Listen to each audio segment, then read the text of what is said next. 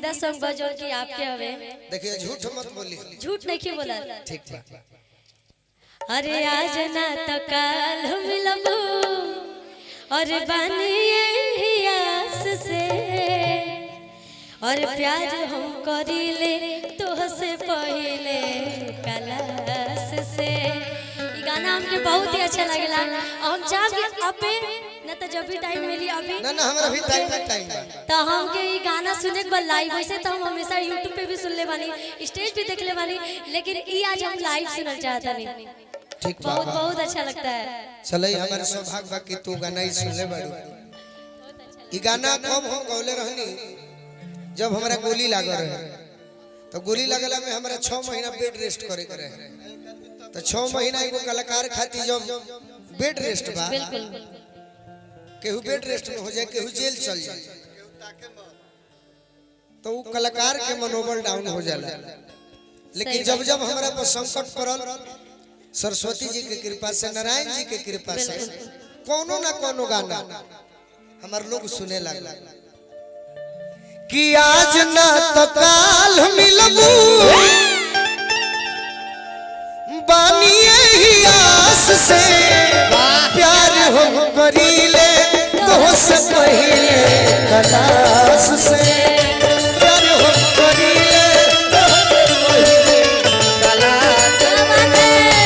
आज ना तो काल मिलबू बानिए ही आस से आज ना तो काल मिलबू बानिए ही आस से। टिंकू भैया क्या हुआ यार, तुम क्यों रो रही हो? मेरे गीतों पर के कुछ बोलू बाबू आप यार की बात किए हैं ना टिंकू बाबा थोड़े रोते रही। लैला के लड़का के लैला हई धनबाद के एगो कोयला रोता। क्या हुआ मेरे जान? लाई मार देले बा।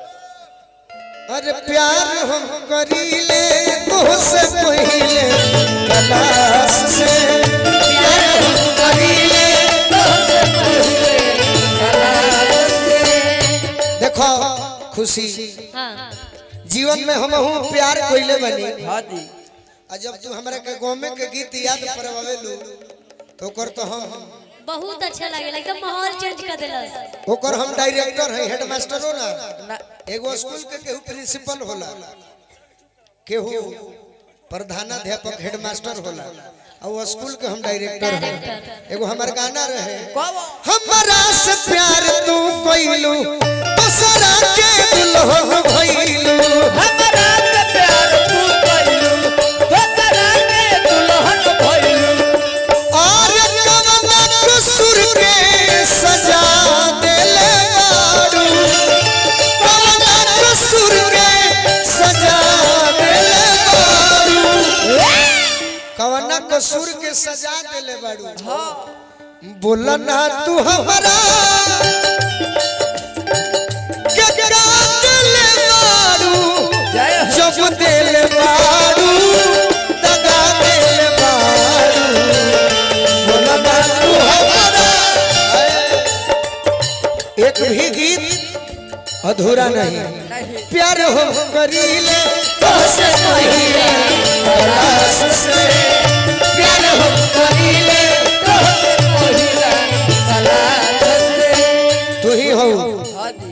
ऐसे तो खुशी गाना के सुनत रही हां तो खुशी के हम नहीं कह सकत, लेकिन तहरा के जरूर कह सकत। ये ही घुमा घुमा के तो हूँ खींच ना तो हमारे तो एगो हाथ डैमेज बा।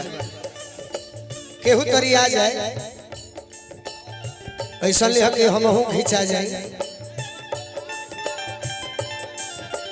ओने से खींचता जाए। ये शिवानी है नहीं आओ, इन्हें भी देखना जरूरी है क्योंकि यही तो हमारे गानों को सुनते हैं। अरे पढ़े में तो लगो में ज्यादा, पढ़े में तो लगो में ज्यादा, बाकी तू बदल जो अपन इरादा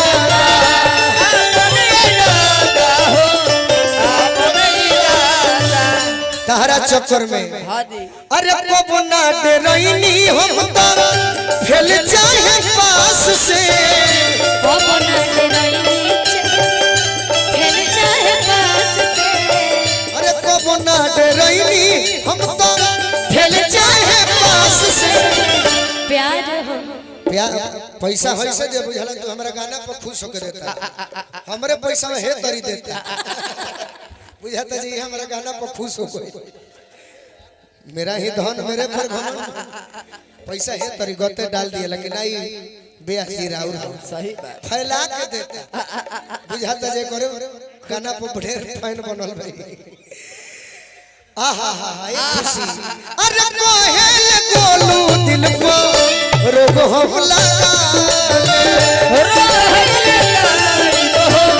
रोग शिवानी जब तू न मिलबू तो जहर जाके खा ले जहर जाके खा ले